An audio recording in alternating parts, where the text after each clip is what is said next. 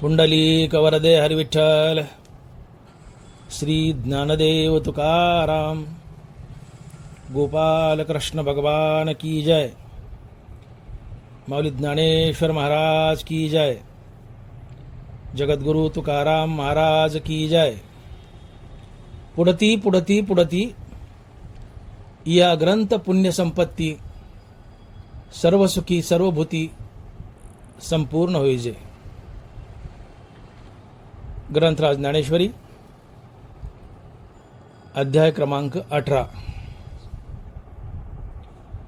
पुढती पुढती पुढती या ग्रंथ पुण्य संपत्ती सर्व सुखी सर्वभूती संपूर्ण होईजे. ज्ञानेश्वरीच्या 18व्या अध्यायातील ओवी आहे आणि 18व्या अध्यायातही अगदी शेवटी आलेली ओवी आहे. ज्ञानेश्वरीची ही शेवटची ओवी आहे असं म्हटलं तरी चालेल, कारण या ओवीनंतर ज्ञानोबारांनी ज्ञानेश्वरी लिहिण्याची थांबवली आहे.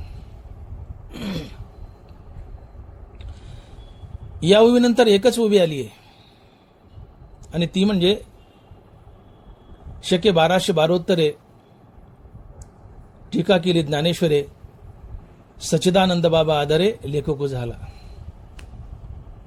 या ओवीनंतर ही एक शेवटची ओवी आली आणि या ओवीत ज्ञानोबाने सांगितलं की ज्ञानेश्वरी कुणी लिहिली, कुठं लिहिली, तिचा लेखक कोण होता. या शेवटच्या ओवीत हे वर्णन आले. पण हिच्या आधी ओवी आली शके 1272 हिच्या आधी जी ओवी आली ती आहे पुढती पुढती पुढती या ग्रंथ पुण्य संपत्ती सर्व सुखी सर्वभूती संपूर्ण होईजे.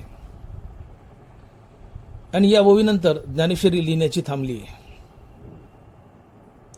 म्हणून ही ओवी ज्ञानेश्वरीची शेवटची ओवी आहे असं म्हटलं तरी चालतंय. ज्ञानोबा या ओवीतून आपल्या ज्ञानेश्वरीचं प्रयोजन सांगतात, ज्ञानेश्वरीचं फळ सांगतात की माझ्या ज्ञानेश्वरीचं फळ काय. ज्ञानोबारायांनी गीतेवर भाष्य केलं. ती ज्ञानेश्वरी, या ज्ञानेश्वरीत गीतेतले सर्व सिद्धांत वर्णिले. या ज्ञानेश्वरीत ज्ञानोबारांनी काही आपलेही सिद्धांत घातले. परंतु ज्ञानोबाराय म्हणतात इथपर्यंतच माझी ज्ञानेश्वरी सीमित नाहीये. मग माझी ज्ञानेश्वरी जनकल्याणार्थ आहे. माझ्या ज्ञानेश्वरीचं नेमकं प्रयोजन काय आहे. मी गीतेतले सिद्धांत ज्ञानेश्वरीत मांडले, माझेही सिद्धांत ज्ञानेश्वरीत मांडले, पण यापुढे जाऊन ज्ञानोबा बोलतात की माझ्या ज्ञानेश्वरीचं फळ काय, माझ्या ज्ञानेश्वरीचं प्रयोजन काय आहे. आणि ते प्रयोजन, ते फळ या ओवीत आलंय. आणि माऊली लिहित आहेत की पुढती पुढती पुढती या ग्रंथ पुण्य संपत्ती सर्व सुखी सर्वभूती संपूर्ण होईचे. माऊली म्हणतात की माझी ज्ञानेश्वरी पुन्हा पुन्हा पुन्हा पुन्हा वाचा. फायदा काय, तर माझी ज्ञानेश्वरी पुन्हा पुन्हा वाचल्याने तुम्हाला अगाध पुण्य प्राप्ती होईल. आणि या पुण्याने तुम्ही सर्व सुखी व्हाल, अर्थात मुक्त व्हाल.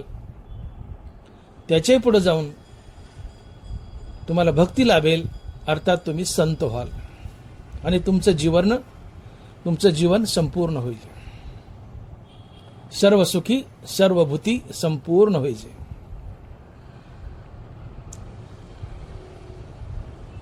माझी ज्ञानेश्वरी वाचा, ऐका, सांगा,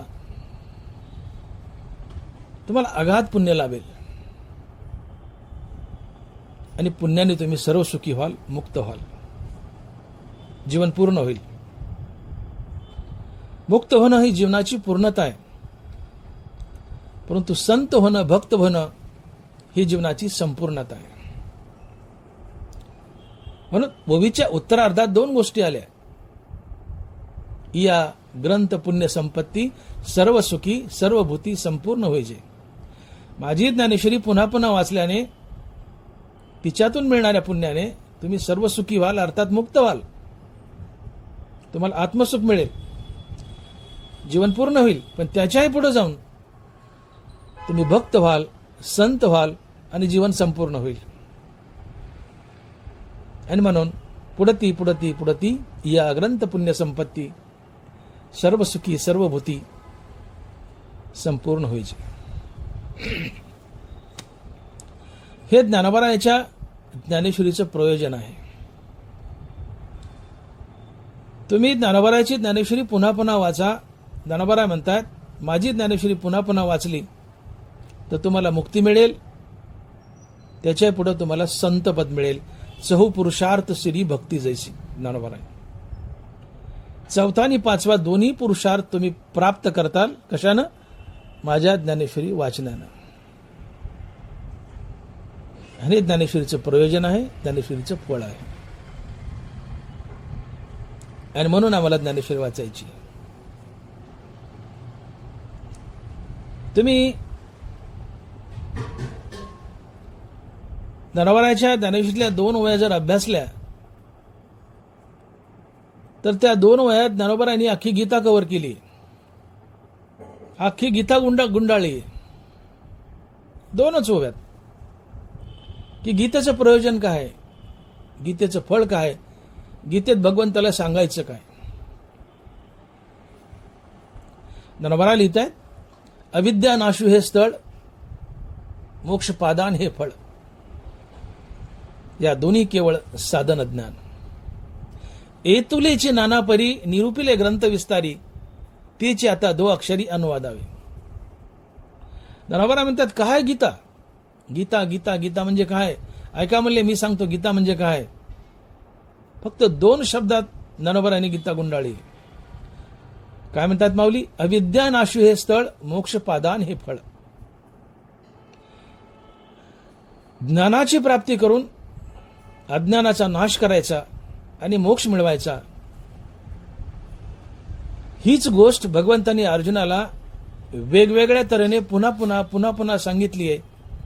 आणि हीच गीता आहे, आणि हेच गीतेचं प्रयोजन आहे. अविद्या नाशू हे स्थळ, मोक्ष पादान हे फळ. या दोही केवळ साधन ज्ञान.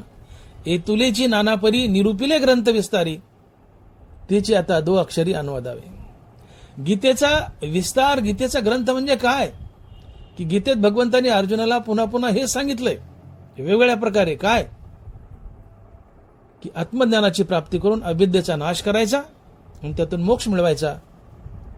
हे गीतेचं फळ आहे, गीतेचं प्रयोजन आहे. आणि हीच गोष्ट अर्जुनाला भगवंतांनी पुन्हा पुन्हा पुन्हा पुन्हा वेगवेगळ्या हातोटीनं वेगळ्या मार्गाने समजावून सांगितली. आणि हे जे गीतेचं फळ आहे, मुक्ती, तेच फळ माझ्या ज्ञानेश्वरीचं आहे, तेच प्रयोजन माझ्या ज्ञानेश्वरीचं आहे. मी माझ्या ज्ञानेश्वरीत गीतेतले सिद्धांत मांडले, माझे पदरचे सिद्धांत मांडले. ज्ञानोबाराय म्हणतात, गीतेतले सिद्धांत मांडले, माझ्या पदरचे सिद्धांत मांडले मी माझ्या ज्ञानेश्वरीत. पण मी एवढ्यावर थांबत नाही. माझी गीता ही स्वतंत्र मोक्षदायिनी आहे. मोक्षदानी स्वतंत्र ज्ञान प्रधान हे शास्त्र. माझी ज्ञानेश्वरी ही मुक्तिदायिनी आहे. मुक्ती देण्यामध्ये ज्ञानेश्वरीला कोणाच्या खोबड्या घ्याव्या लागत नाहीत. एकटी ज्ञानेश्वरी मोक्ष देण्यासाठी स्वतंत्र आहे.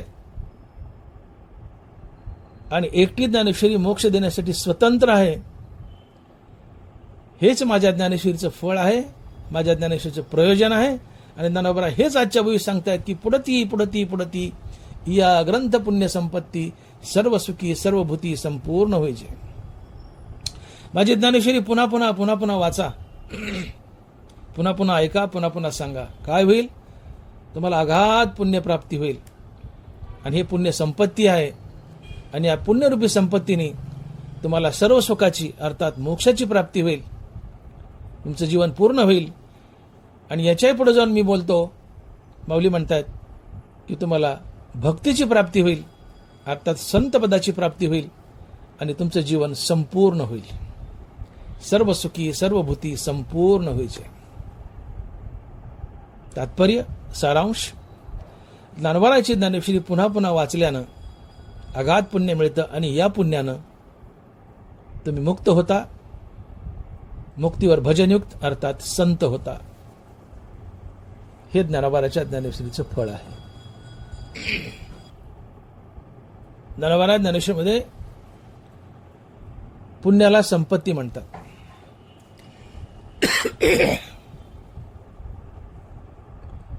पुण्य ही संपत्ती आहे. पुढती पुढती पुढती या ग्रंथ पुण्य संपत्ती. पुण्य ही संपत्ती आहे. माझी ज्ञानेश्वरी पुन्हा पुन्हा वाचा, तुम्हाला पुण्य मिळेल आणि हे पुण्य संपत्ती आहे. पुण्य संपत्ती आहे. पुण्य हीच खरी संपत्ती आहे. पुण्य हीच शाश्वत संपत्ती आहे. आणि माझी ज्ञानेश्वरी वाचल्यानं तुम्हाला पुण्यरूप संपत्ती मिळेल. पुण्यरूप संपत्ती मिळेल. संपत्ती या शब्दाचा अर्थ माहिती आहे तुम्हाला? संपत्ती कशाला म्हणतात? ज्ञानोबा ज्ञानेश्वरीत संपत्तीची व्याख्या सांगतायत. माऊली लिहितायत, जेथ एक एकाते पोखी ऐसे बहुत पदार्थ एकी संपादिजती ते लोकी संपत्ती म्हणेजे. ज्ञानोबांनी संपत्तीची ज्ञानेश्वरीत व्याख्या केली की संपत्ती कशाला म्हणावं. जेथ एक एकाते पोखी ऐसे बहुत पदार्थ एकी संपादिजती ते लोकी संपत्ती म्हणेजे. अनेक पदार्थ ज्यावेळेस एकत्र येतात आणि ते पदार्थ एकमेकाला पोषक असतात त्याला संपत्ती म्हणतात. उदाहरणार्थ तुम्ही शेतकरी आहेत, तुमच्यापाशी बैल आहेत. आता बैल आहेत तर तुम्हाला शेती करायची, शेती आहे तुमच्यापाशी, बैल आहेत, पण नुसत्या बैलावर शेती होईल का? बैल का शिंगाने जमीन नांगरतील का? शेती आहे, बैल आहेत, पण शेती करायची, बैल आहेत तर तुमच्यापाशी आऊत पाहिजे. आऊत आहे तर येठण पाहिजे, पास पाहिजे, जू पाहिजे, शेवळाट पाहिजे, नांगर पाहिजे. आणि मग ज्यावेळेस तुमच्यापाशी बैल आहेत, आऊत आहे, नांगर आहे, त्यावेळेस तुम्ही जमीन कसाल, त्यातून पीक काढाल, पैसा मिळवाल, संपत्ती मिळवाल, श्रीमंत व्हाल. इथं काय झाले? आऊत, नांगर, बैल, शेती या सगळ्या गोष्टी एकमेकाला पूरक आहेत. आणि मग ज्यावेळेस अनेक पदार्थाचा संग्रह आणि ते पदार्थ एकमेकाला पूरक आहेत, याला ज्ञानोबा संपत्ती म्हणतात. जेथ एक एक आते पोकी ऐसे बहुत पदार्थ एकी संपादीची तिथे लोकी संपत्ती म्हणजे. अनेक पदार्थ एकत्र आले आणि ज्यावेळेस ते एकमेकाला पोषक ठरतात ती संपत्ती असते. ज्ञानोबा पुण्याला संपत्ती म्हणतात आणि खरी संपत्ती म्हणतात. हरिनामातून पुण्य, पुण्यातून हरिनाम, पुन्हा पुण्यातून सद्गुरूची भेट, सद्गुरूच्या भेटीतून आत्मज्ञान, आत्मज्ञानातून मोक्ष, भगवंताची भेट, मुक्ती. ह्या गोष्टी एकमेकाला पूरक आहेत आणि म्हणून पुण्य ही संपत्ती आहे. अनेक गोष्टी एकत्र आल्या आणि त्या एकमेकाला पूरक ठरल्या म्हणजे ती संपत्ती असते. हरिनामातून पुण्य, पुण्यातून पुन्हा हरिनाम, हे दोन्ही एकमेकाला पूरक आहेत. आणि ज्यावेळेस हरिनामातून पुण्य, पुण्यातून हरिनाम दोन्ही एकमेकाला पूरक आहेत आणि म्हणून पुण्य संपत्ती आहे. तात्पर्य अनेक गोष्टीचा संग्रह आणि त्या सगळ्या गोष्टी एकमेकाला पूरक असतात, तिला संपत्ती म्हणतात. शेतकऱ्यापाशी बारदाना आहे, बैल आहे, दाऊत आहे, नांगर आहे, सगळं आहे. या सगळ्या गोष्टी एकमेकाला पूरक आहेत आणि या सगळ्या गोष्टीचा संग्रह की ज्या एकमेकाला पूरक आहेत ती संपत्ती असते. नाम आहे, पुण्य आहे, पुण्य आहे, नाम आहे, संत भेटी आहे, त्यातून आत्मज्ञान आहे, मुक्ती आहे, भगवंताची भेट आहे. या गोष्टी एकमेकाला पूरक आहेत आणि म्हणून पुण्य ही संपत्ती आहे. आणि म्हणून ज्ञानोबा शब्दप्रयोग करतायत की पुढती पुढती पुढती या ग्रंथ पुण्य संपत्ती सर्व सुखी सर्वभूती संपूर्ण होईचे. ज्ञानोबा पुण्याला संपत्ती म्हणतात. पुण्य संपत्ती आहे आणि खरी संपत्ती आहे. तुम्ही माझी ज्ञानेश्वरी पुन्हा पुन्हा पुन्हा पुन्हा वाचा, ऐका, सांगा, यातून पुण्य मिळवा. ही पुण्यरूपी संपत्ती तुम्हाला मुक्ती मिळवून देईल, तुम्हाला संत बनवेल. हा ज्ञानोबांचा आशीर्वाद आहे, दावा आहे आणि त्यांच्या ग्रंथाचं फळ आहे, प्रयोजन आहे.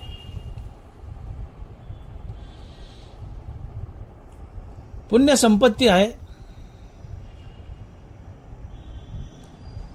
मग पुण्य कोणत्या कोणत्या मार्गाने मिळतं? पुण्य संपत्ती आहे. पुण्य मिळवण्याचा मार्ग ज्ञानोबांनी एक सांगितला की माझी ज्ञानेश्वरी पुन्हा पुन्हा वाचा, पुण्य मिळेल, पुण्य ही संपत्ती आहे.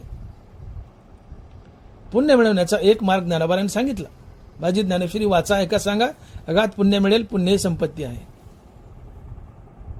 पुण्य मिळवण्याचा पहिला मार्ग म्हणजे ज्ञानेश्वरी पुन्हा पुन्हा वाचणे.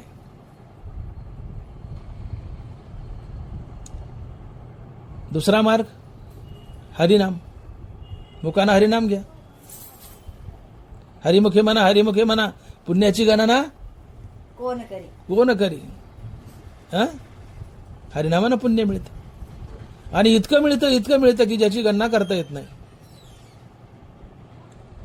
हे पुण्य संपत्ती मिळवण्याचं दुसरं साधन आहे. तिसरं साधन तुकोबाराय सांगतात की पुण्य परोपकारा पाप ते परपीडा. है ना, सत्य तोची धर्म, असत्य ते कर्म. पुण्य परोपकारा पाप ते परपीडा. पुण्य परोपकारा, परोपकारातून जे जन्माला येतं ते पुण्य. परोपकारातून जे जन्माला येतं ते पुण्य.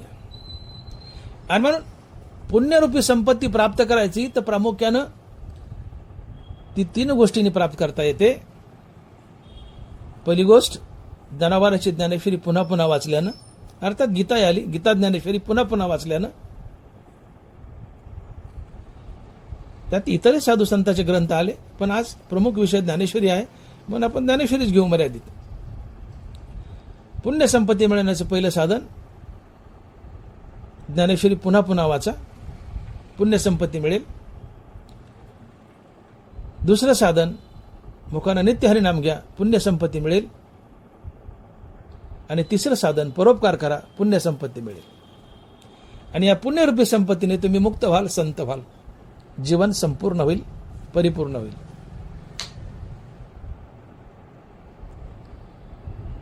पुण्य परोपकारा, पुण्य संपत्ती आहे, हे पुण्य परोपकारानं मिळतं.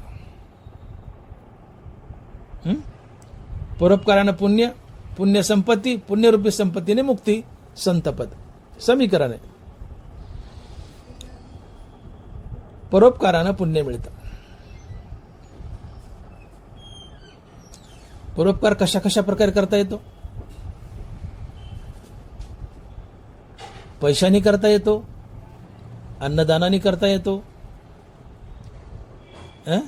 कुणाला शारीरिक मदत करून करता येतो, मानसिक मदत करून करता येतो, वाचिक मदत करून करता येतो. कारण परोपकार हे एक प्रकारचं दान आहे. आणि मग शारीरिक दान, वाचिक दान, मानसिक दान. एखाद्याचं लग्न कार्य, जा काचे कोचे खावा, पंक्तीला वाढा, टोपले घ्या, वाढा पंक्तीला, शारीरिक दान आहे, परोपकार झाला, पुण्य लाभलं.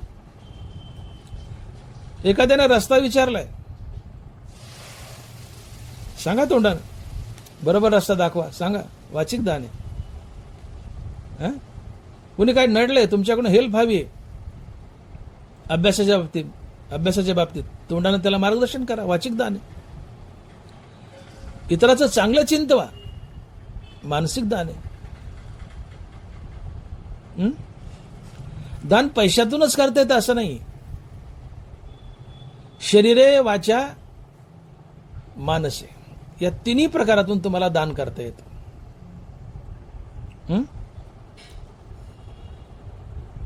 धनोबा म्हणतात की मनोनी धनवरी विद्यमाने आले अवसरी, श्रांताचे मनोहरी उपयोगा जाणे. मनोनी धनवरी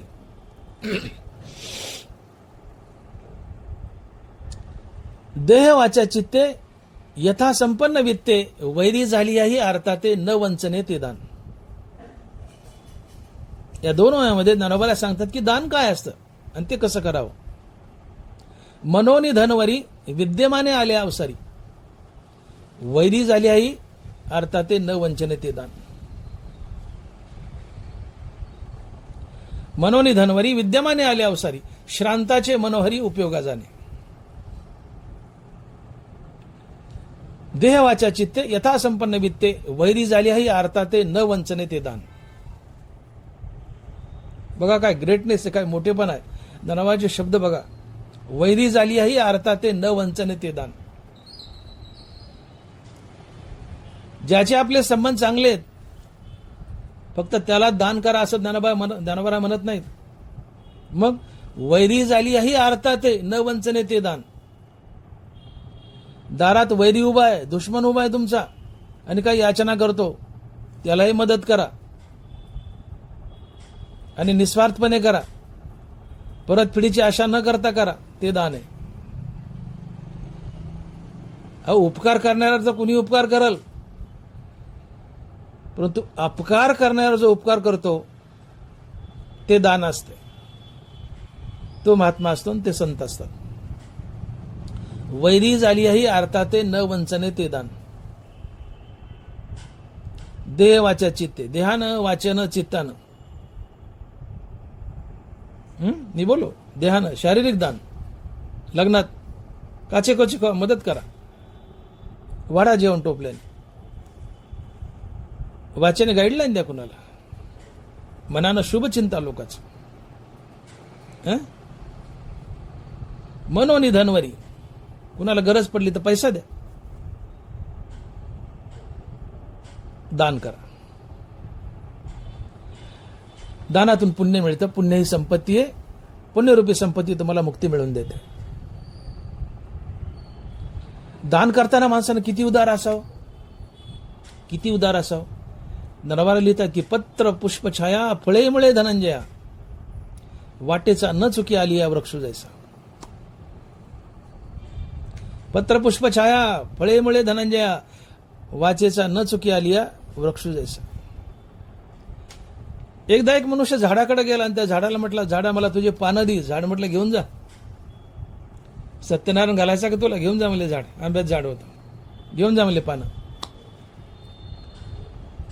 दुसऱ्या दिवशी तो मनुष्य गेला, म्हणतो झाडा मला तुझी फुलं दे. झाड म्हणता घेऊन जा. तिसऱ्या दिवशी तोच मनुष्य गेला, म्हणतो झाडा मला तुझे फळं दे. झाड म्हणता घेऊन जा. घेऊन गेला फळं.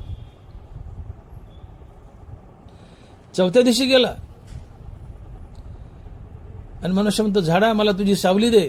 झाड म्हणतं बस. पुन्हा गेला पाचव्या दिवशी. मनुष्य म्हणतो झाडा मला थोडं सरपण पाहिजे, तुझ्या फांद्या दे. झाड म्हणतं घेऊन जा.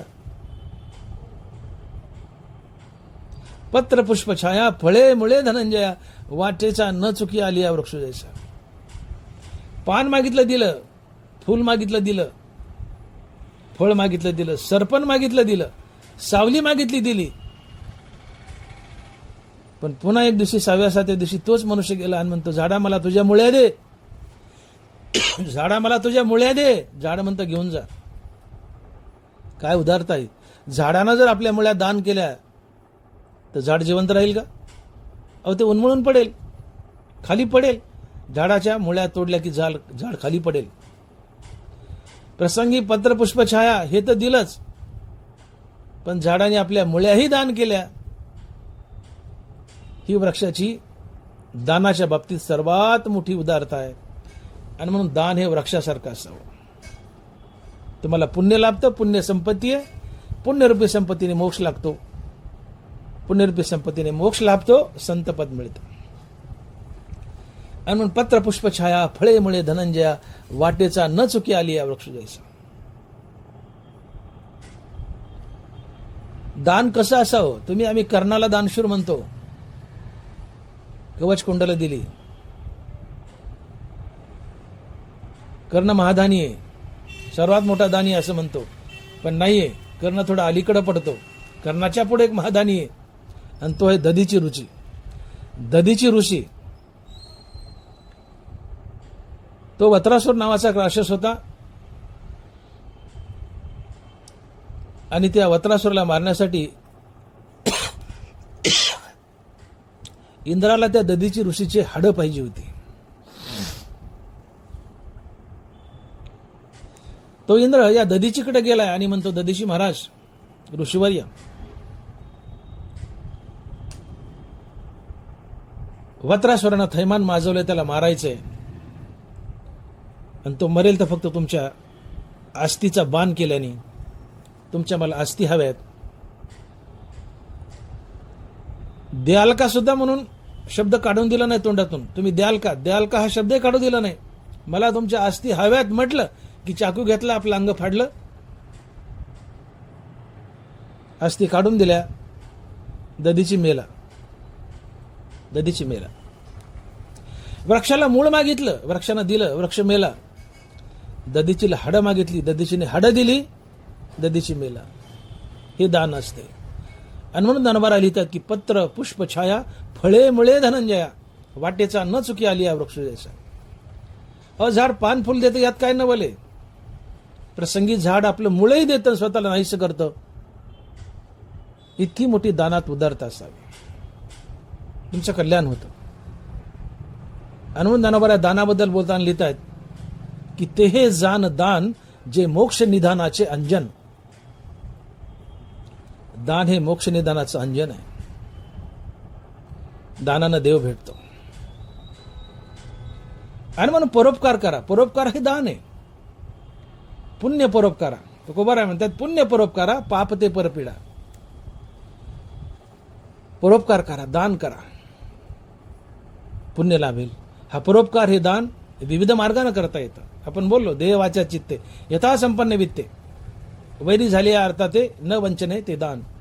मनोनिधनवरी विद्यमाने आल्या अवसरी, श्रांताचे मनोहरी उपयोगा जाणे. ध्यान, वाचन, चित्तन, मनानं वेगवेगळ्या परीनं. दारात कोणी पाहुणा आलाय, नाही अन्न, तांब्यावर पाणी द्या. नेदी दूध जाया माझी सार, ताकाचे उपकार तरी करा. तुम्हाला दूध द्या वाटत नाही, ताक द्या. अन्न द्या वाटत नाही, तांब्यावर पाणी द्या. पण अतिथीला विनमुख पाठवू नका. दान करा.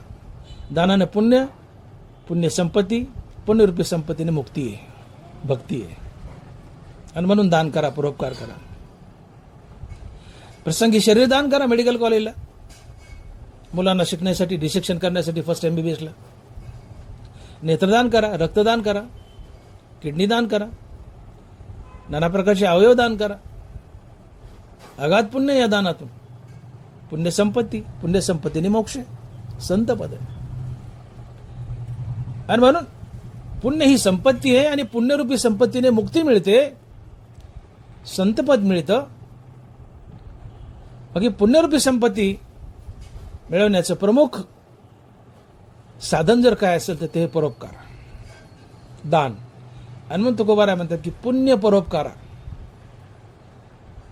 परोपकारानं, दानानं पुण्य मिळतं, पुण्य संपत्ती आहे.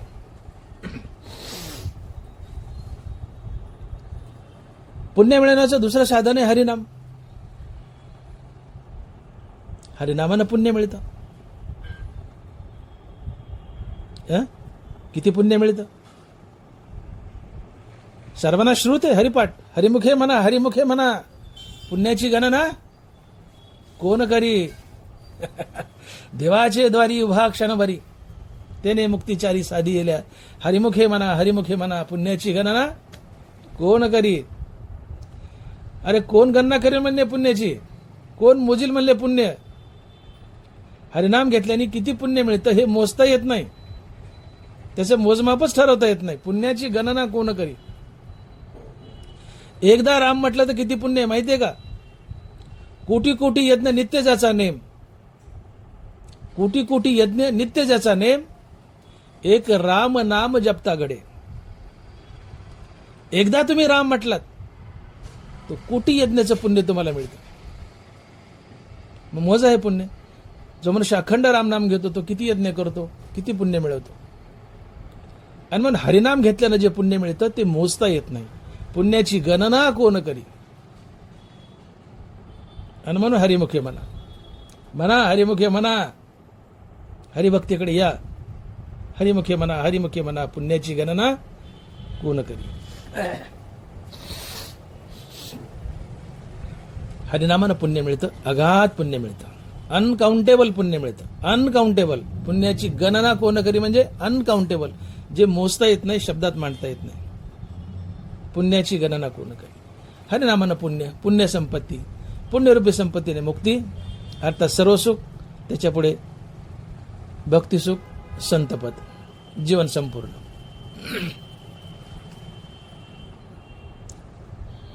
पुण्याची 2 साधनं आपण पाहिली. पुण्याचं 3रं साधन आहे ज्ञानेश्वरी वाचन, जे आजच्या भूमीत ज्ञानोबाऱ्या सांगतात. आणि माऊली लिहितात की पुढती या ग्रंथ पुण्य संपत्ती, सर्व सुखी सर्वभूती संपूर्ण होईजे. ज्ञानोबा म्हणतात की पुण्यप्राप्तीची इतर जी साधनं आहेत ती आपण पाहिली. पहिले साधन आहे परोपकार अर्थात दान, दुसरा आहे हरिनाम, आणि तिसरा आहे माझी ज्ञानेश्वरीचं वाचन.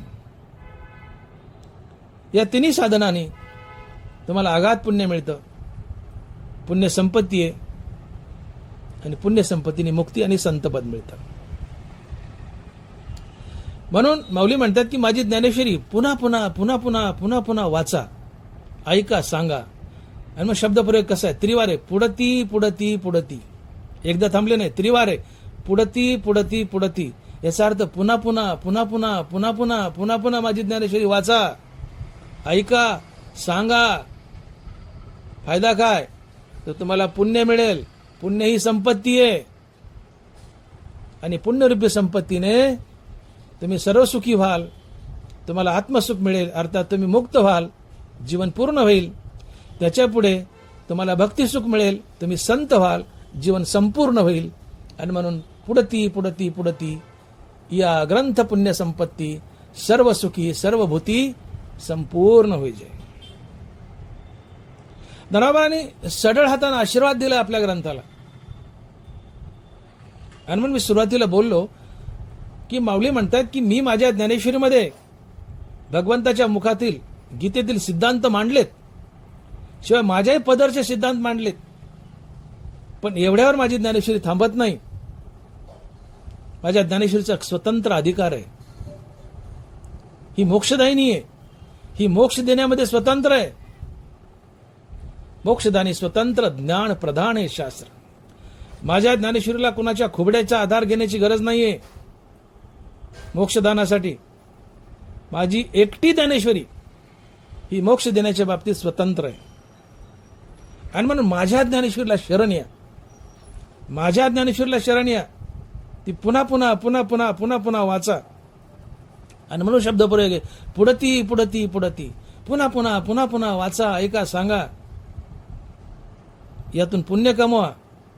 पुण्य संपत्ती आहे, ही पुण्य संपत्ती मुक्ती देते, संतपद देते. ही सुवर्ण संधी.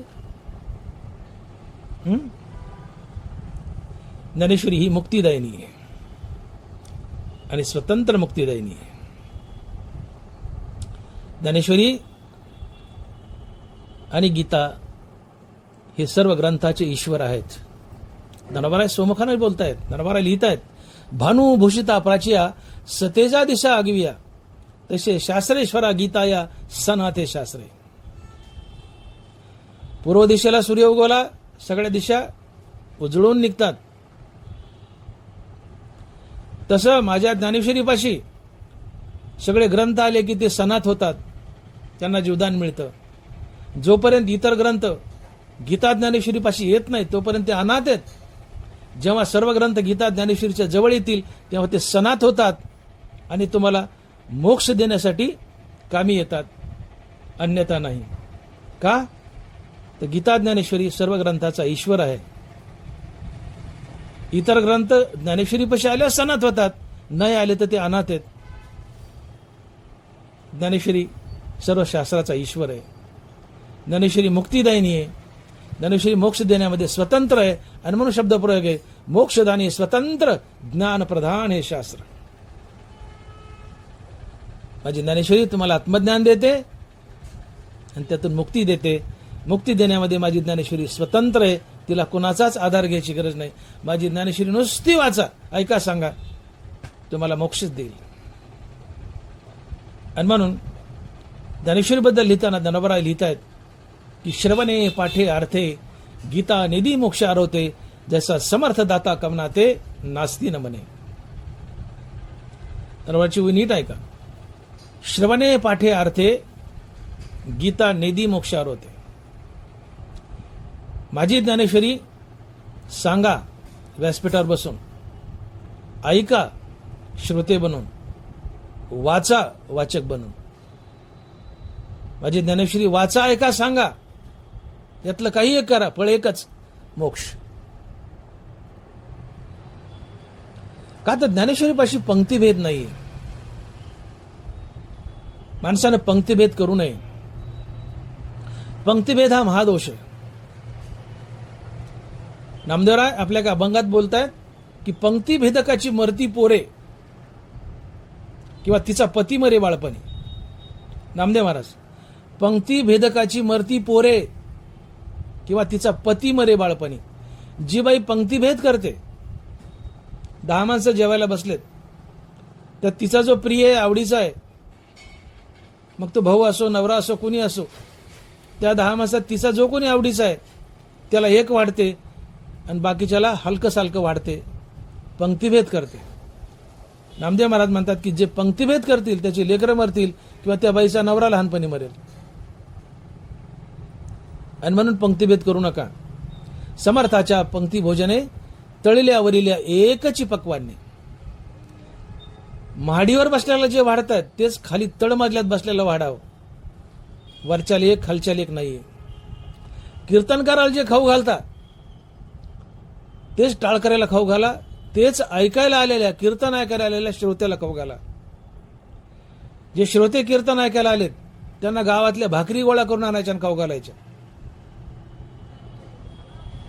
आणि कीर्तन करायला 5 पक्वान्न करायच्या आणि घरात खाऊ घालायच्या. हा पंक्तिभेद आहे. पंक्तिभेदकाची मरती पोरे किंवा तिचा पती मरे बाळपणी. याच्यावर तुम्हीच विचार करा. आणि म्हणून जे कीर्तनाला आले श्रोते खातात तेच कीर्तन करायला खाऊ घालावं. गावागून भाकरी मागून आणता किंवा शिरा करता, नुकती करता, जे तुम्ही मंडपात 10,000 माणसं आहेत, त्या 10,000 लोकांना जे खाऊ घालता, कीर्तनासाठी जे लोक आलेत त्यांना जे खाऊ घालता तेच कीर्तन करायला खाऊ घाला. म्हणजे तुमच्याच्यानं पंक्तिभेद होणार नाही. पण ऐकायला आलेल्या श्रोत्याला वेगळं खाऊ घालायचं आणि कीर्तन करायला वेगळं खाऊ घालायचं, पंक्तिभेद आहे. पंक्तिभेद करू नये, दोष आहे. गीतेपाशी पंक्तिभेद नाहीये. गीता पंक्तिभेद करत नाही. गीता ज्ञानेश्वरी वाचा, ऐका, सांगा, तिला कोणत्याही अँगलने हँडल करा, फळ एकच, मोक्ष. मोक्षाच्या अलीकडचं ती अनेक देऊ शकते, पण त्याच्या भानगडीत ती पडत नाही. ती डायरेक्ट मोक्षाला साथ घालते की जे अति दुर्मिळ आहे. आणि म्हणून ज्ञानेश्वरी तुम्ही कोणत्याही अँगलने हँडल करा, तिला वाचा, ती ऐका, व्यासपीठावर वक्ता म्हणून बसा आणि सांगा किंवा तिचं पारायण करा, फळ एकच आणि तो आहे मोक्ष.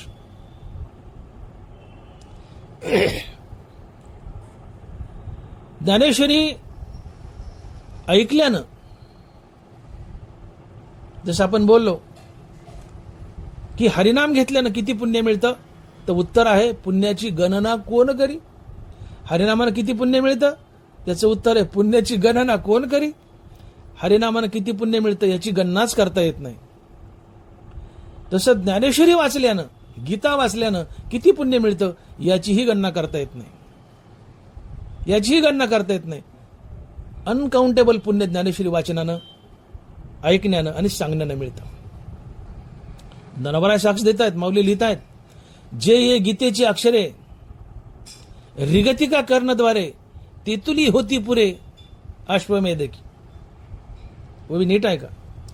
जे ये गीतेची अक्षरे जेतुलिका कर्णद्वारे रिगती तेतुली होती पुरे अश्वमेध की. गीतेचा, ज्ञानेश्वरीचा एक शब्द कानावर पडला, एक शब्द, तर तुम्हाला एक अश्वमेध यज्ञ केल्याचं पुण्य लाभतं. कल्पना करा, अश्वमेध यज्ञ कशाला म्हणतात. जो राजा युधिष्ठिरानं केला होता, जो प्रभू रामचंद्रानं केला होता, लवकुशाने घोडे अडवले होते, तो रामचंद्रानं केलेला यज्ञ, युधिष्ठिरानं केलेला यज्ञ, तो अश्वमेध यज्ञ असतो. पूर्ण भारत देशाला जेवायला बोलवायचं, सगळे राजे बोलवायचे. तो 7 दिवस 9 दिवस जो काही यज्ञ चालतोय, सगळ्यांना वस्त्रदान करायचं, सुवर्णदान करायचं. आणि होमामध्ये हत्तीच्या सोंडे एवढी तुपाची धार. तुपाचा थेंब पाहायला मिळाला, पण हत्तीच्या सोंडे एवढी तुपाची धार. आणि ती 7 दिवस 9 दिवस.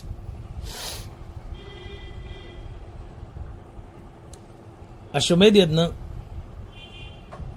करणं जेवढं खर्चिक आहे, कठीण आहे. आणि तो अश्वमेध यज्ञ केल्यानंतर जे काय पुण्य मिळतं, तितकं पुण्य ज्ञानेश्वरीचा एक शब्द कानावर पडला तर तितकं पुण्य मिळतं. बरोबर बोलतात, जे ये गीतेची अक्षरे रिगतिका कर्णद्वारे तेतुली होती पुरे अश्वमेधची. गीतेचा, ज्ञानेश्वरीचा एक शब्द कानावर पडला तर एक अश्वमेध यज्ञ केल्याचं पुण्य लाभतं. आणि मग गीता ज्ञानेश्वरी ऐका,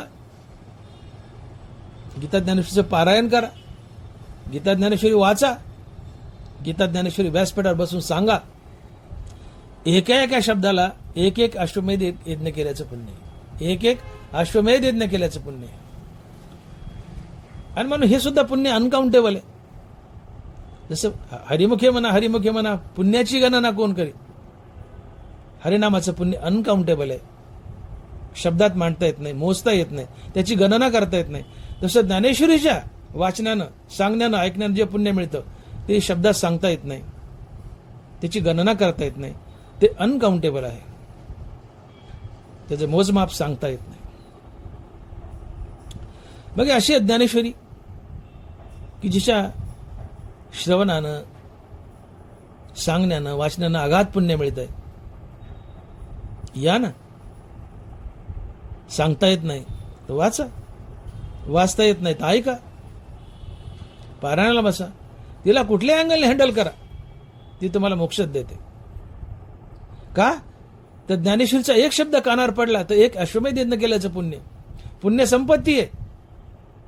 आणि इतकी अगाध पुण्य संपत्ती जवळ आली, ही ज्ञानेश्वरीतून मिळणारी पुण्य संपत्ती तुम्हाला सर्व सुखी करते, मुक्ती देते, त्यावर भक्ती देते, संत बनवते, जीवन संपूर्ण होतं.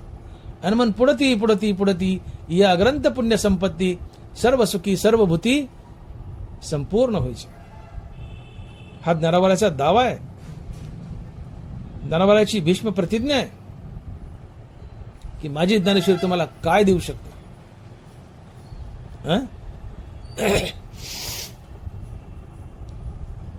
ज्ञानोबाराची ज्ञानेश्वरी मुक्तीच देते. तुम्ही तिला वाचा, ऐका, सांगा, या तिघांनाही मुक्तीच देते. पण यामध्ये जो ज्ञानेश्वरी ऐकतो आणि वाचतो त्याला थोडा उशिरा मोक्ष मिळतो, थोडा. आणि जो सांगतो त्याला पटकन ताबडतोब मिळतो, मोक्षच मिळतो. पण थोडा देण्यामध्ये लवकर आणि उशिरा असा विलंब आहे. तुम्ही बघा, ज्ञानोबाला लिहित आहेत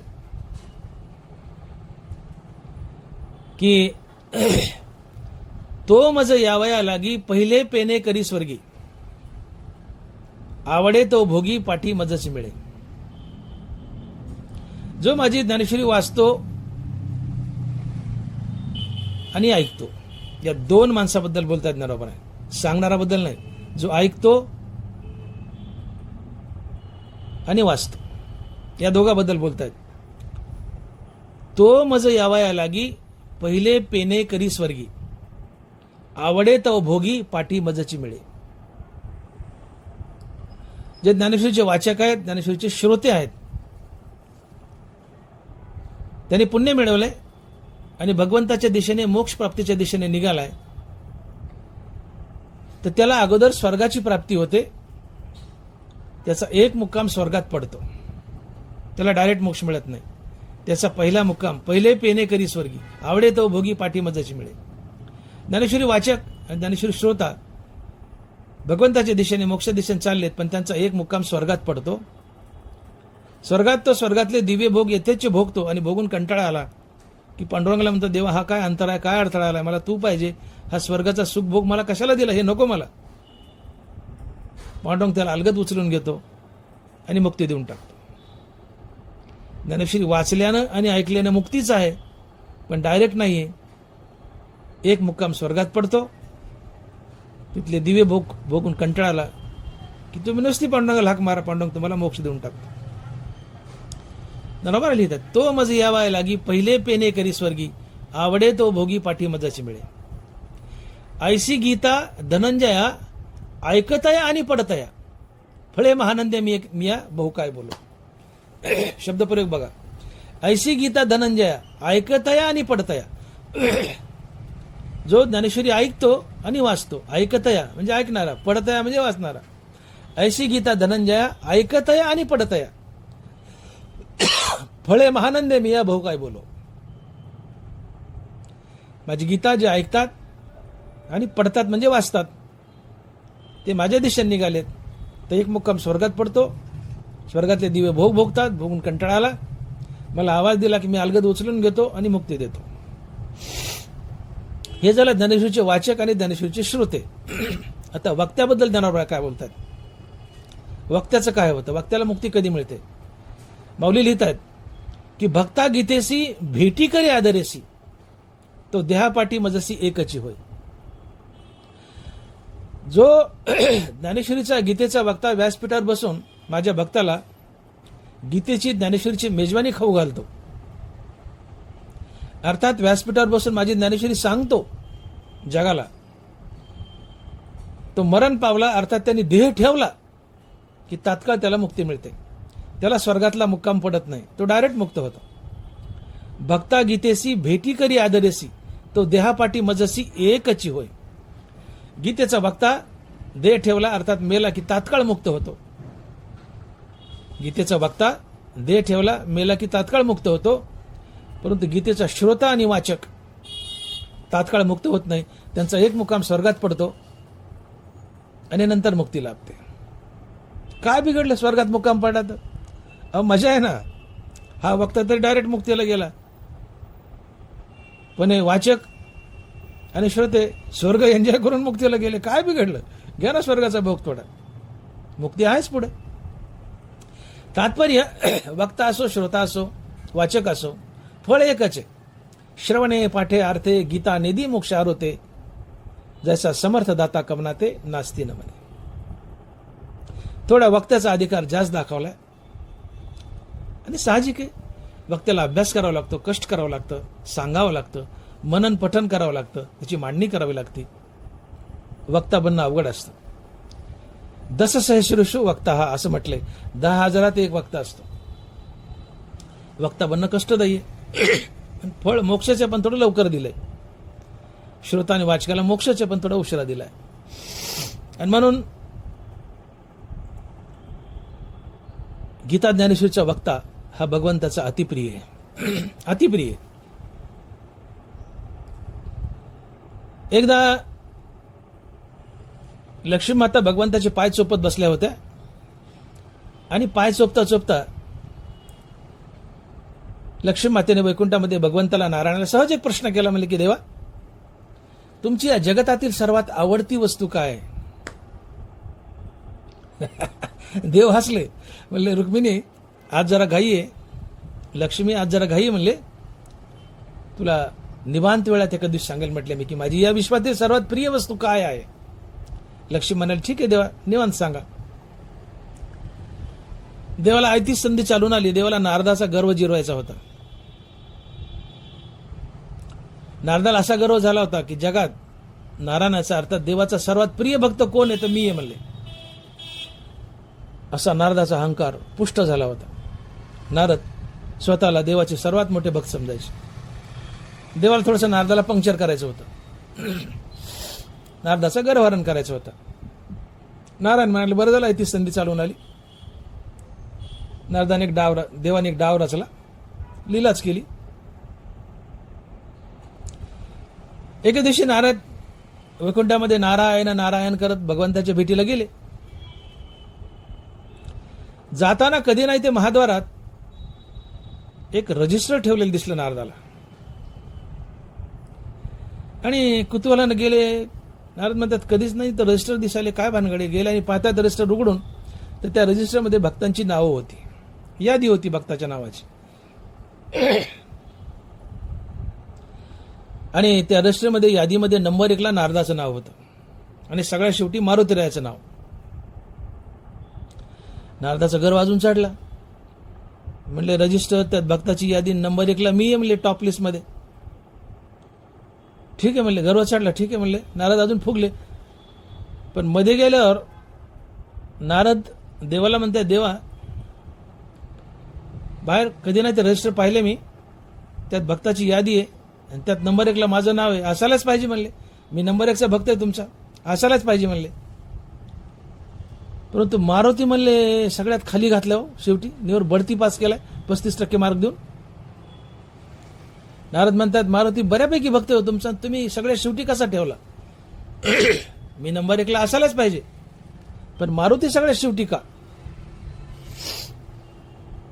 नारायण हसले आणि नारायणाने आपल्या बनेनाच्या खिशातून एक डायरी काढली. देवाला बनेन असतं, कोपरी असते. आपल्या कोपरीच्या बनेनाच्या खिशातून एक डायरी काढली आणि ती नारदाच्या हातात दिली. म्हणजे नारदा ही वाचा. आता नारद डायरी वाचून पाहतात तर डायरी तर भक्ताचीच यादी आणि त्या डायरीमध्ये नंबर 1 ला मारुतीचं नाव आणि सगळ्यात शेवटी नारदाचं नाव. नारद म्हणतात देवा हा काय भानगडे, ही काय भानगडे म्हणले. बाहेर रजिस्टरमध्ये भक्ताची यादी, आत डायरीत भक्ताची यादी, पण रजिस्टरमध्ये नंबर 1 ला नारद, शेवटी मारुती आणि डायरीमध्ये नंबर 1 ला मारुती, शेवटी नारद. देवा असं का? देव नारदाला म्हणतात नारदा, अरे जे माझं ध्यान करतात, जे माझं ध्यान करतात त्यांची नाव बाहेरच्या रजिस्टरमध्ये आहेत आणि मी ज्यांचं ध्यान करतो त्यांची नावं डायरीत आहेत आणि त्यात नंबर 1 ला माझा मारुती आहे. तयाचे करू आम्ही ध्यान, तो आमचे देवतार्चन, किंबहुना समाधान तो मिळते. तयाचे आम्ही करू ध्यान. अरे नारदा, तू माझं ध्यान करतो यात काय मोठं नवले? मी तुझं ध्यान करावं यात नवले. आणि मी सगळ्यात जास्त ध्यान करतो ते मारुतीचं आणि म्हणून मारुती माझा नंबर 1 चा भक्त आहे. नारदाचा गर्व खरखर खरखर उतरला. नारद पळून गेले तिथून. हा सगळा प्रकार लक्ष्मी माता उघड्या डोळ्यानं पाहत होत्या भक्ताचे, भगवंताचे पाय दाबत दाबत. लक्ष्मी मातेचे डोळे उघडले खटकन की ज्या अर्थी नारायण भगवंत मारुतीचं ध्यान करतायत, मारुती संत आहे, याचा अर्थ भगवंताची या विश्वातील सर्वात प्रिय वस्तू आहे संत. भगवंताची सर्वात प्रिय वस्तू आहे संत. फक्त तरी बायकोची मोठी खोटी आशा असते. बायकाला काय वाटतं, प्रत्येक बाईला वाटतं की माझ्या नवऱ्याची या जगातील सर्वात प्रिय वस्तू काय असेल तर मी आहे, असं बायकोला वाटतं. बायकोला वाटतं, असलच असं नाही. बायकाला वाटतं माझ्या नवऱ्याची सगळ्यात प्रिय वस्तू कोण असेल तर मी आहे म्हटले, असं बायकोला वाटतं. असलच असं नाही. लक्ष्मीने अजून आशा सोडली नाही. लक्ष्मी म्हणते देवा ठीक आहे, नंबर 1ला संत आहे, तुमची या विश्वातील प्रिय वस्तू, पण नंबर 2ला कोण आहे हो? तिला वाटलं नारायण म्हणतील लक्ष्मी तू आहे, पण देव म्हणाले हे बघ लक्ष्मी, नंबर 2ला या विश्वातील माझी प्रिय वस्तू आहे गीता ज्ञानेश्वरीचा वक्ता, गीता ज्ञानेश्वरीचा वक्ता, आणि नंबर 3ला तू आहेस म्हणले लक्ष्मी. आणि म्हणून या विश्वातील नारायणाची सर्वात प्रिय वस्तू काय नंबर 1ला, तर ती आहे संत, आणि नंबर 2ला नारायणाची सर्वात प्रिय वस्तू काय तर ती आहे गीता ज्ञानेश्वरीचा वक्ता. आणि म्हणून धनवराय लिहित आहेत, भगवंताच्या मुखातून धनवराय लिहित आहेत, तैसा भूमंडळी आगवा आन न देखे पांडवा, जो गीता सांगे मिळावा भक्तजनांच्या. अर्जुन हा ठायवरी मी तया ते स्वीय जिवारी, जो गीता अर्थाचे करी परगुने संता. नीट ऐका होय, अर्जुन हा ठायवरी मी तया ते स्वीय जिवारी, जो गीता अर्थाचे करी परगुने संता. तैसा भूमंडळी आगवा आन न देखे पांडवा, जो गीता सांगे मिळावा भक्तजनांच्या. अर्जुना म्हणले मी पृथ्वीवर तसा माणूसच नाही पाहिला, जगात तसा माणूसच नाही पाहिला म्हणले, कुणासारखा, की जो माझ्या भक्तांना गीतेची मेजवानी खाऊ घालतो, ज्ञानेश्वरीची मेजवानी खाऊ घालतो. जो माझ्या भक्तगणांना गीता ज्ञानेश्वरी सांगतो त्याला मी माझ्या हृदयात बसायला जागा देतो. तसा माणूसच नसतो म्हणले जगात. याचा अर्थ गीता ज्ञानेश्वरीचा वक्ता ही भगवंताची प्राणप्रिय वस्तू आहे. कारण संत हे वक्ते असतात, वक्ते संत असतात, कधी असतात नसतात, पण जनरली असतात. वक्ता हा संत असतो, संत हे वक्ते असतात, असतातच असं नाही पण असू शकतात. आणि मग गीतेचा वक्ता ज्ञानेश्वरीचा वक्ता हा नंबर 2ला आहे म्हणण्यापेक्षा नंबर 1लाच आहे म्हणा. पण वक्ता संत असतो, संत वक्ता असतो. आणि मग भगवंताची या विश्वातील सर्वात प्रिय वस्तू काय असेल तर तो आहे संत, अर्थात गीता ज्ञानेश्वरीचा वक्ता. आणि मग भगवंताची या विश्वातील सर्वात प्रिय वस्तू जर गीता ज्ञानेश्वरीचा वक्ता आहे तर भगवंत त्याला थोडा लवकर मोक्ष देतीलच की हो. आणि म्हणून ज्ञानेश्वरीचे वाचक आणि ज्ञानेश्वरीचे श्रोते यांना मोक्षच मिळतो, परंतु थोडा उशिरा स्वर्गात मुक्काम पडल्यानंतर. परंतु गीता ज्ञानेश्वरीच्या वक्त्याला डायरेक्ट देह ठेवला की मुक्ती आहे. आणि मग ज्ञानाबाई साक्ष देत आहेत की भक्ता गीतेसी भेटी करी आदरेसी, तो देहापाठी मजसी एकची होय. जो या भक्तगणांना गीता ज्ञानेश्वरीची मेजवानी खाऊ घालतो, वक्ता बनून व्यासपीठावर बसून गीता ज्ञानेश्वरीवर प्रवचन करतो, तो गीता ज्ञानेश्वरीचा वक्ता मरण पावला, अर्थात त्याने देह ठेवला की तो तात्काळ भगवंताच्या आत्मस्वरूपात विलीन होतो, मुक्त होतो. आणि म्हणून गीता ज्ञानेश्वरीचा वक्ता, वाचक आणि श्रोता तिघालाही मुक्तीचे. पण वाचक आणि श्रोता याला थोडी उशीर आहे, एक मुक्काम स्वर्गात पडतो, पण तो वक्त्याला मात्र तात्काळ डायरेक्ट आहे, देह ठेवला की मुक्ती आहे. मग थोडी नगभर मागं पुढं हो द्या कालावधी, पण मुक्तीच आहे. आणि मग श्रवणे पाठे अर्थे गीता निधी मोक्षार होते, जसा समर्थदाता कवनाते नास्ती न मने. आणि मग गीतेचं प्रयोजन आहे, गीतेचं फळ आहे. नरबराय सोमुखाने बोलतात की मी माझ्या ज्ञानेश्वरीमध्ये गीतेतले सिद्धांत मांडलेत, माझ्या पदरचे सिद्धांत मांडलेत, पण एवढ्यापर्यंत माझी ज्ञानेश्वरी सीमित राहिलेली नाहीये. माझ्या ज्ञानेश्वरीचं फळ आहे का, माझ्या ज्ञानेश्वरीचं प्रयोजन आहे का, काय फळ आहे ज्ञानेश्वरीचं. तर ज्ञानाबाई म्हणतात की माझी ज्ञानेश्वरी पुन्हा पुन्हा वाचा, ऐका, सांगा, तुम्हाला अगाध पुण्य मिळेल. पुण्य ही संपत्ती आहे, आणि या पुण्यरूपी संपत्तीने तुमचं जीवन सर्व सुखी होईल. अर्थात तुम्हाला आत्मसुख मिळेल, अर्थात मुक्ती मिळेल, तुमचं जीवन पूर्ण होईल. आणि त्याही पुढे जाऊन बोलायचं झालं तर तुम्हाला भक्ती मिळेल, संतपद मिळेल, तुमचं जीवन संपूर्ण होईल. आणि म्हणून पुढती या ग्रंथ पुण्य संपत्ती सर्व सुखी सर्वभूती संपूर्ण होईचे. आणि मग ज्ञानेश्वरी वाचायची आणि पुन्हा वाचायची, भले ती कळो न कळो वाचत राहा. ज्ञानेश्वरी अवघड आहे हे मान्यच. वेद अवघड आहे, त्याला देवानं सोपं केलं आणि गीता लिहिली. किंवा गीता सांगितली. म्हणून सोपा वेद म्हणजे गीता, सोपी गीता म्हणजे ज्ञानेश्वरी, आणि सोपी ज्ञानेश्वरी म्हणजे तुकोबारायांचा गाथा. ज्ञानेश्वरी इतक्या सहज कळत नाही. आधी कळत नाही म्हणून लोक म्हणतात आम्हाला कळत नाही, आम्हाला वाचायचंच नाही. ज्ञानोबा म्हणतात तुला कळो की न कळो रे बाबा, तुम्हाला ज्ञानेश्वरी कळावी याची गरजच नाही. अलग लक्षामध्ये, ज्ञानेश्वरी कळावी याची गरजच नाहीये. ज्ञानेश्वरी नुसती खिशात घेऊन जर फिरलं तरी तुम्हाला मोक्ष मिळेल, हा दावा आहे ज्ञानोबारायांचा. तुम्ही कळत नाही म्हणून वाचत नाही ना, ती कळो न कळो वाचा. अहो वाचायचं तर लांब राहू द्या, ज्ञानेश्वरी कागदावर लिहा आणि पुस्तकाच्या रूपानं खिशात घेऊन वागा. ज्ञानोबाराय बोलतात तुम्हाला मोक्ष मिळेल. माऊली लिहित आहे, शब्द माऊलीचे आहेत. गीतेचा पाठू जो जाणे का तयाच्याने सांगातीपणे, गीता लिहून व्हाने पुस्तक मिशे. ऐशाशा मिसकटा संसाराच्या चोहटा, गवादी घातली चोखटा मोक्ष सुखाची. गीतेचा पाठू जो जाणे का तयाचेनी सांगातीपणे. जो गीता वाचक आहे, जो गीता ज्ञानेश्वरी सांगतो, त्या महाराजासोबत नुसतं फिरलं तरी मोक्ष मिळेल. शब्द ज्ञानोबाराचे नीट आहे का? गीतेचा पाठू जो जाणे का तयाचेनी सांगातीपणे. गीता ज्ञानेश्वरी प्रवचन करतो, गीता ज्ञानेश्वरी वाचतो, त्या महाराजासोबत नुसतं फिरलं तरी मोक्ष. का गीता लिहून वाहने पुस्तक मिसे. गीता कागदावर लिहिली, ज्ञानेश्वरी कागदावर लिहिली, खिशात वागवली पुस्तकाच्या रूपात तरी मोक्ष. अजून काय मोक्ष उभा करायचा आहे? ज्ञानोबारांनी चव्हाट्यावर मोक्ष आणून मांडलाय. गीतेचा पाठू जो जाणे का तयाच्याने सांगातीपणे, गीता लिहून वाहने पुस्तक मिसे.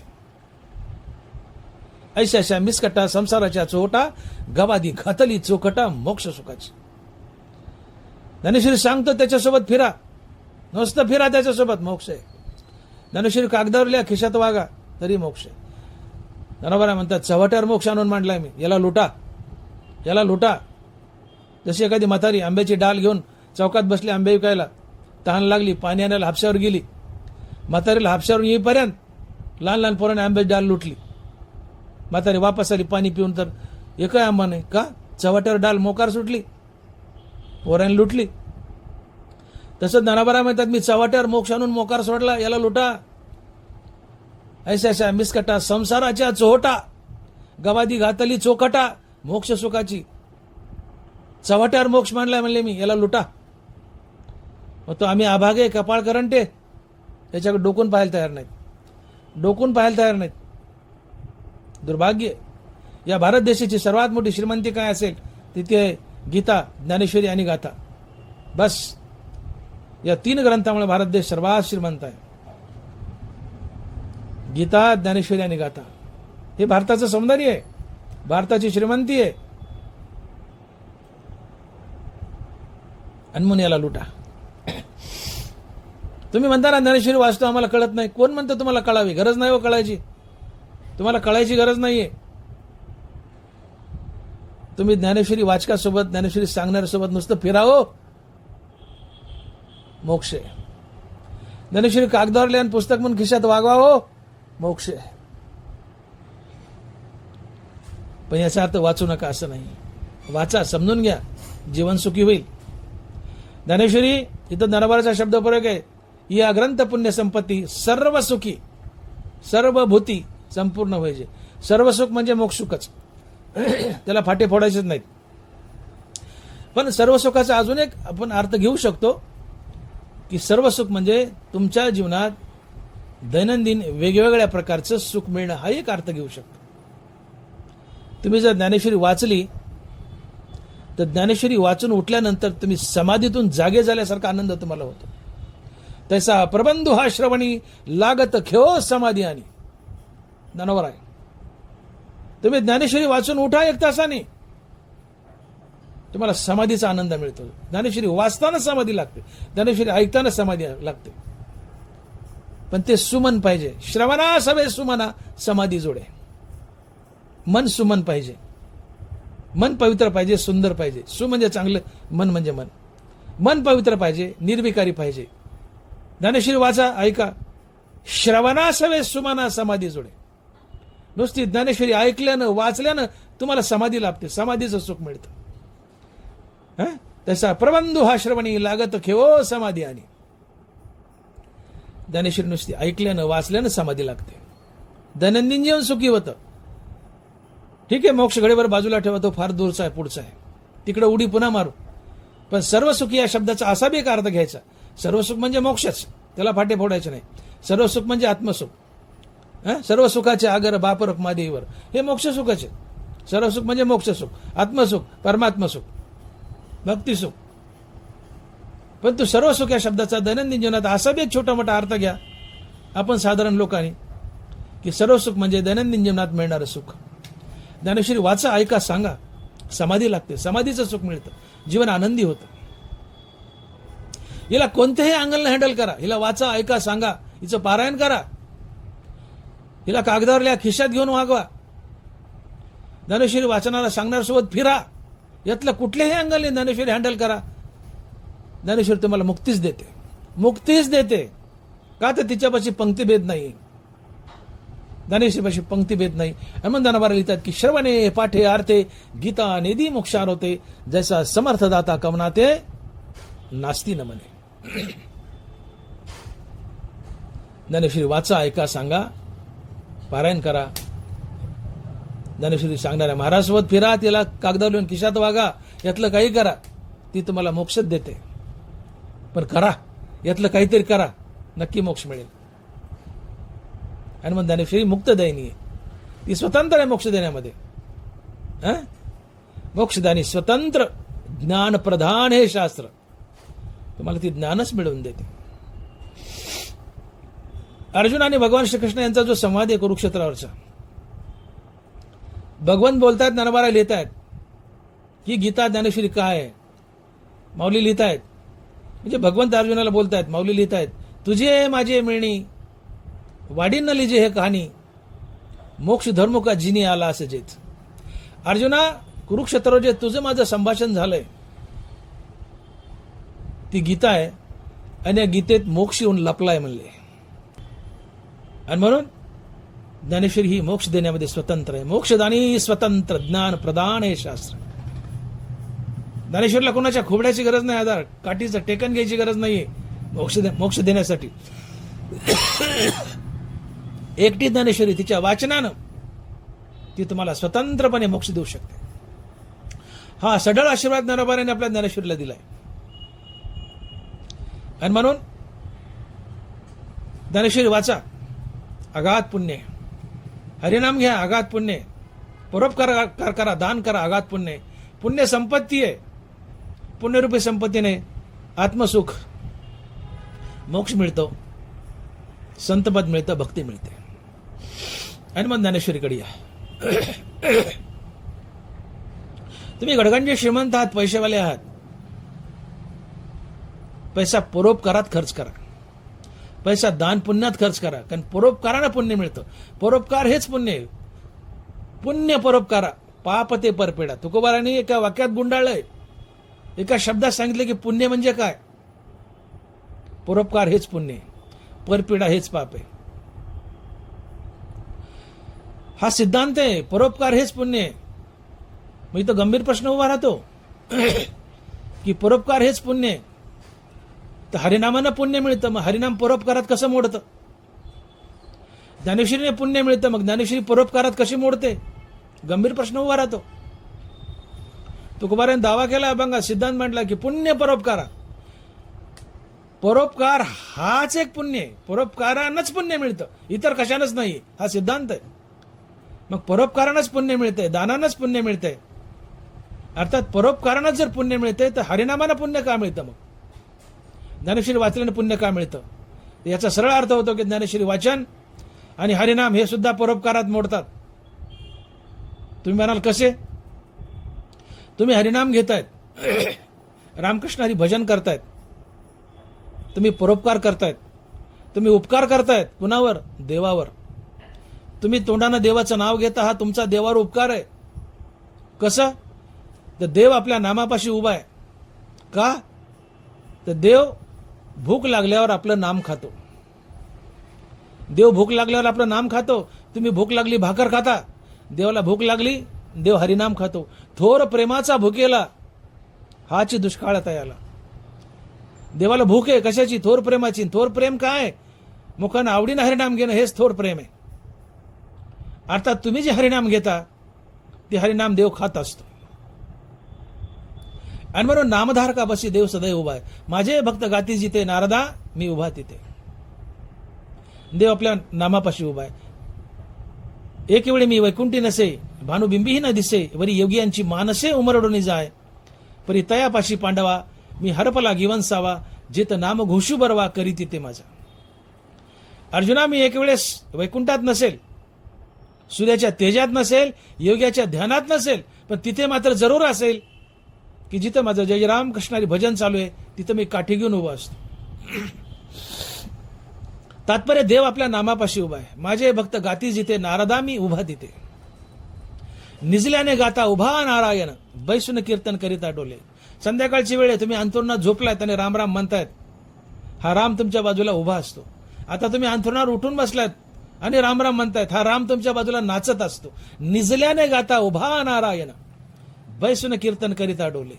तात्पर्य देव आपल्या नामापाशी उभा आहे. का देव नामापाशी उभा आहे? कारण देवाला भूक लागली. कशाची? देव आपलं नाम खातो. थोर प्रेमाचा भुकेला हाची दुष्काळ तयाला. तुकोबार आहे. देव प्रेमाचा भुकेला आहे. आणि प्रेम काय? आवडीनं नाम घेणं हे प्रेम आहे. आणि मग जो आवडीनं नाम घेतो ते प्रेम आहे. आणि देव प्रेम खातो, अर्थात हरिनाम खातो आणि आपली भूक भागवतो. तुम्हाला भूक लागली भाकर खाता, देवाला भूक लागली देव हरिनाम खातो. आणि मग जो मनुष्य सातत्यानं नाम घेतो तो देवाला हरिनाम खाऊ घालतो, देवाची भूक भागवतो. हा त्या नामधारकाचा देवावर उपकार आहे. आणि म्हणून हरिनाम सुद्धा परोपकारात मोडतं. पुण्य परोपकारा पाप ते परपिडा. हरिनाम सुद्धा परोपकार आहे. हरिनामानं कुणावर परोपकार होतो? देवावर होतो. का? तर नामधारक देवाला हरिनाम खाऊ घालतो, देवाची भूक भागवतो. म्हणून हरिनाम सुद्धा परोपकार आहे. देव तोंडाने बोलतो, जे हरिनाम घेतात त्याचं माझ्यावर ऋण असतं. दिवाळखोर नारायण यावरी बहुताचे ऋण, ते ऋणमयपण देखून अंगी, मी आपल्याची उत्तीर्णत्वा लागी, भक्ताचे तनुत्यागी परिचर्या करी. ते ऋणमयपण देखून अंगी. भक्त आयुष्यावर माझं नाव घेतो, भक्ताचं माझ्यावर ऋण असतं. आणि ज्याच्यावर ऋण झालाय त्याच्यावर परोपकार केलाय. समजा मी एखाद्याला 1000 रुपये दिले, माझं त्याच्यावर ऋण झालं, म्हणजे माझा त्याच्यावर उपकार झाला, परोपकार झाला. भक्तांनी नाम घेतलं, देवावर ऋण झालं, म्हणजे भक्ताने देवावर उपकार केला, परोपकार केला. म्हणून हरिनाम सुद्धा परोपकारात मोडतं. हरिनामानं कुणावर परोपकार होतो? तो देवावर होतो. देवावर होतो. म्हणून हरिनाम सुद्धा परोपकारात मोडतं. पुण्य परोपकारा, हरिनाम परोपकारात मोडतं. ज्ञानेश्वरी वाचन सुद्धा परोपकारात मोडतं. का? तो ज्ञानेश्वरीचा जो वक्ता आहे तो भगवंताला प्राणप्रिय आहे. भगवंताला हृदयात बसायला जागा देतो. भगवंताच्या मागं फिरतो, मागं पुढं फिरतो. आणि मग भगवंताला गीतेचा, ज्ञानेश्वरीचा वक्ता प्राणप्रिय आहे. भगवंताला त्यांनी करमत. देव वैकुंठ सोडून वैष्णवाच्या घरात राहायला येतो. गीता ज्ञानेश्वरीच्या वक्त्याच्या घरात राहायला येतो. संतांच्या घरात राहायला येतो. का? त्यांना आनंद मिळतो, देवाला आनंद मिळतो. आणि म्हणून ज्ञानेश्वरीचा वक्ता देवाला जर आनंद मिळवून देत असेल तर ज्ञानेश्वरीच्या वक्त्याचा देवावर उपकारच झाला. पण ज्ञानेश्वरीचं वाचन, श्रवण हे सुद्धा परोपकारच आहे. मग ज्ञानेश्वरीचं वाचन, ज्ञानेश्वरी सांगणं हा सुद्धा परोपकारात मोडतं. हे सुद्धा परोपकारात मोडतं. आणि मग पुण्य परोपकार. हरिनाम घेणं परोपकार आहे. कुणावर? देवावर. ज्ञानेश्वरी वाचन, ऐकणं, सांगणं परोपकार आहे. कुणावर? देवावर. आणि म्हणून पुण्य परोपकारा पाप ते परपिडा. हा सिद्धांत आहे. पुण्य परोपकारानंच मिळतं आणि पाप परपिडेनंच मिळतं. हा सिद्धांत मांडलाय तुकोबारांनी. सत्य तोची धर्म. सत्य हाच धर्म आहे. चकारात्मक सांगितले. सत्य तोची धर्म, असत्य ते कर्म. सत्य हाच धर्म, असत्य अधर्म. परोपकार हेच पुण्य. परपीडा हेच पाप. मग परोपकार हेच जर पुण्य आहे तर हरिनामानं पुण्य मिळतंय. हरिनाम परोपकार कसा? तर भक्ताचा देवावर परोपकार होतो हरिनाम घेतल्यामुळं. का? तर भक्तानं घेतलेलं हरिनाम देव खात असतो आणि आपली भूक भागवतो. थोर प्रेमाचा भुकेला. म्हणून हरिनामी परोपकार आहे, देवावर आहे. ज्ञानेश्वरी सांगणं वाचणंही परोपकार आहे देवावर. आणि म्हणून पुण्य जोडा. ज्ञानेश्वरी वाचा, पुण्य जोडा. हरिनाम घ्या, पुण्य जोडा. परोपकार करा, पुण्य जोडा. पण मोठी गंमत आहे, धनिक लोक जे पैशावाले आहेत, पैशाने पुण्य मिळतं. आपला असा समज आहे की पैसा हा केवळ भोगाचं साधन आहे. तर पैसा केवळ भोगाचं साधन नसून पैसा हे प्रामुख्यानं पुण्यार्जनाचं साधन आहे. पुण्यार्जनाचं साधन आहे. पैशानं पुण्य जोडा, पैशानं परोपकार करा, पैशानं दान करा. मी बोललो, देह वाचा चित्ते यथा संपन्न वित्ते, वैरी झाली आहे अर्थाते न वंचने ते दान. मनोनी धनवरी विद्यमाने आले अवसारी, शांताचे मनोहरी उपयोगा जाणे. आपलं धन, आपला पैसा दानात खर्च करा. स्वतःसाठी तर वापराचं, भोग तर घ्या. धन मिळावं, त्याचा उपभोग घ्यावा आणि ते दानातही खर्च व्हावं, तेव्हा तुमचं जीवन सफल होतं. पण धन मिळवलंय, नीट उपभोगही घेता आला नाही, दानातही खर्च झाला नाही, त्या जीवनाला लाज नसते, त्या जीवनात चव नसते. म्हणून आपला पैसा दान धर्मात खर्च करा, पुण्य लाभेल. पुण्य संपत्ती आहे, पुण्यरूपी संपत्तीने मोक्ष आहे, संतपद आहे. पण मोठी गंमत आहे की पापाने मिळवलेलं धन सहसा दान पुण्यात खर्च होत नाही. कारण शास्त्र सिद्धांत असा आहे की पैशाची वाट एक असते.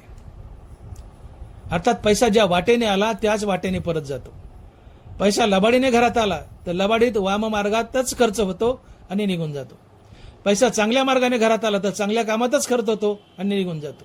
याला म्हणतात पैशाची वाट एक असते. मग सन्मार्गाने पैसा जर घरात आला तर सन्मार्गात खर्च होतो, दानपुण्यात खर्च होतो. म्हणून सन्मार्गाने पैसा कमवा, हरामखोरीने नाही, लबाडीने नाही. कारण लबाडीचा पैसा लबाड कामातच खर्च होतो, दारू बाई बाटली ताटली इकडेच खर्च होतो, तो पुण्य कामात खर्च होत नाही. का? पैशाची वाट एक आहे. पैसा चांगल्या मार्गाने घरात आला चांगल्या कामात खर्च होईल, वाईट मार्गाने घरात आला वाईट कामात खर्च होईल. मग पैसा आलाय पण वाईट मार्गाने आला तो पुण्य कामात खर्च होत नाही, वाईट कामात खर्च होतो, तुम्हाला पुण्य लागत नाही. म्हणून पैसाच पुण्य मार्गाने मिळवा. जोडून या धन उत्तम व्यवहारे, उदास विचारे वेच करे. इमानदारीने व्यवसाय करा, इमानदारीने नोकरी करा, इमानदारीने धन मिळवा आणि उदास अंतकरणाने खर्च करा, स्वतःसाठी आणि दान धर्मासाठी, आणि पुण्य जोडा. आणि म्हणून एक वाक्य लक्षात ठेवा की पैसा हे केवळ भोगाचं साधन नसून पैसा हे पुण्यार्जनाचं साधन आहे. पैशाने पुण्य मिळवा. पुण्य संपत्ती आहे आणि पुण्य संपत्ती तुम्हाला सर्व सुख देते, आत्मसुख देते, मोक्ष देते, जीवन पूर्ण करते आणि पुढं भक्तिसुखही देते, संत बनवते, जीवन संपूर्ण करते. आणि म्हणून पुण्य जोडा. विविध मार्गाने पुण्य जोडा. हे 3 मार्ग मी सांगितले, अजून काय असतील त्या मार्गानेही पुण्य जोडा. आणि म्हणून केवळ लबाडीच्या धनाच्या मागे लागू नका. लबाडीची धनसंपत्ती दुःखाच्या राशीवर बसवेल, पण ज्ञानेश्वरीची धनसंपत्ती तुम्हाला आनंदाच्या राशीवर बसेल. आणि मग धनवरा बोलतायत की अहो अळूमळू अवधान द्यावे, अळूमळू अवधान द्यावे, इतुलेने आनंदाचे राशी बैसावे. अहो थोडंसं लक्ष द्या म्हणले, ज्ञानेश्वरीकडे थोडंसं लक्ष द्या, ऐका वाचा. फायदा काय? आनंदाचे राशीवर बैसावे. ज्ञानेश्वरी वाचल्यानं ऐकल्यानं सांगितल्यानं तुम्हाला आनंदाची रास आहे. पण ज्ञानेश्वरीतून मिळणारी धनसंपत्ती ही सर्व सुख देते, मोक्ष सुख देते.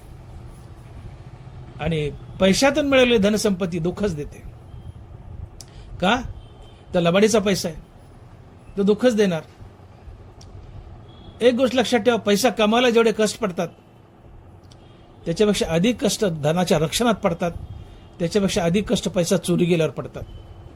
आणि म्हणून ज्ञानोबा आहे नाथ महाराज भागवतामध्ये पैशाच्या रक्षणाला हृदयविकार म्हणतात.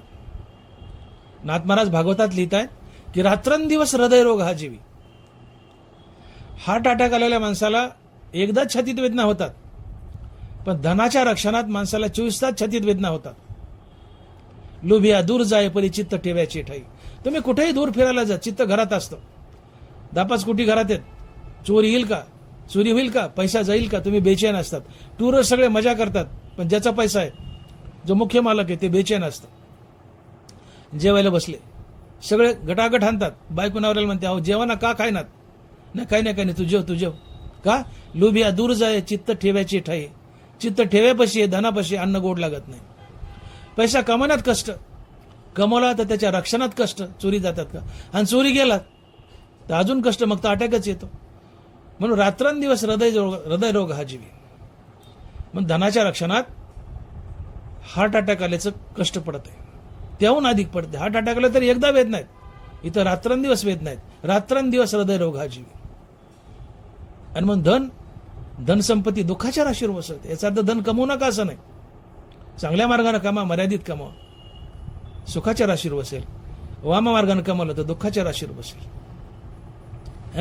धन कमवण्यात कष्ट, रक्षणात कष्ट, चोरी गेलं तर कष्ट, इन्कम टॅक्सची धाड पडती ही चिंता कष्ट. म्हणून वाम मार्गाने मिळवलेलं धन हे दुःखाच्या राशीवर बसवतं. सन्मार्गाने कमवलेलं धन सुखाच्या राशीवर बसवतं. असो तुम्ही मी शेवटी सांगून जातो की पैसा हे भोगाचं साधन नसून पुण्यार्जनाचं साधन आहे. पैसा पुण्यार्जनाचं साधन आहे. प्रामुख्यानं पैसा पुण्यार्जनाचं साधन आहे. पैशाने पुण्य जोडा, दान करा, परोपकार करा, पुण्य जोडा. दानेश्वरी वाचून पुण्य जोडा, हरिनाम घेऊन पुण्य जोडा, इतर काही मार्ग असतील तर पुण्य जोडा. कारण इथं मृत्यू लोकात तुम्हाला पुण्याशिवाय काहीच मिळत नाही. मृत्यू लोकात, मनुष्य लोकात प्रत्येक गोष्ट पुण्यानंच मिळावी लागते, पुण्यानंच मिळावी लागते. इथं पुण्याशिवाय तुम्हाला काहीच मिळत नाही. तुम्हाला हरिनाम घ्यायचंय, पदरी पुण्य असेल तरच तुम्ही हरिनाम घेऊ शकता. तुमच्या मुखात देवाचं नाव येतं ना, येतच नाही.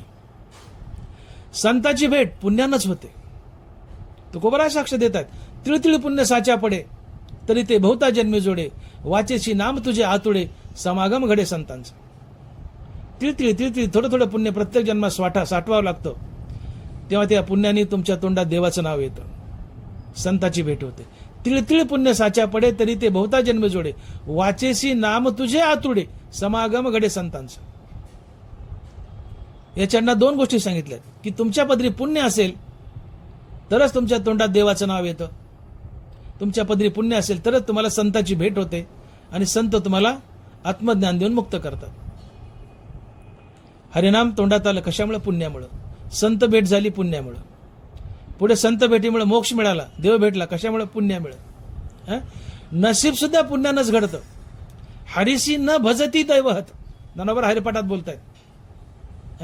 हरिनाम सार जिवा या नामाची, उपमा त्या दैवाची कोणवाणी. ज्या जिभेवर हरिनाम स्थिरावलंय त्या दैवाची उपमा, त्या दैवाचं काय वर्णन करावं म्हणले, त्या दैवाला काय उपमा द्यावी? हरिनाम सार जिवा या नामाची, उपमा त्या दैवाची कोणवाणी. तात्पर्य हरिनाम घेतल्यानं दैव घडतं. भाग्य ते ते विलास, सुख ते ते उल्लासू, हे असो ते तर प्रकाशू जेत सूर्य. भाग्य ते ते विलास, जिथं भाग्य आहे तिथं विलास आहे, श्रीमंती आहे, नसीब आहे. आणि भाग्य हरिनामानं घडतं, भाग्य पुण्यानं घडतं. आणि म्हणून हरिसी न भजती दैवहत. हरीला भजत नाहीत, हरिनाम घेत नाहीत, ते दैवहीन आहेत. आणि जे हरीला भजतात ते दैववान आहेत. हरिनाम सार जीवा या नामाची, उपमा त्या दैवाची कोणवाणी. जो हरिनाम घेतो त्याचं दैव घडतं. त्या दैवाला काय उपमा द्यावी? पण हरिनामानं दैव घडतं, नशीब घडतं. अर्थात पुण्यानं नशीब घडतं. पुण्यानं मुखात हरिनाम येतं, पुण्याने संताची भेट होते.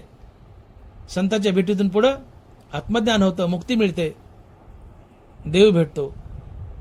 या प्रत्येक गोष्टी पुण्यामुळे मिळाल्या.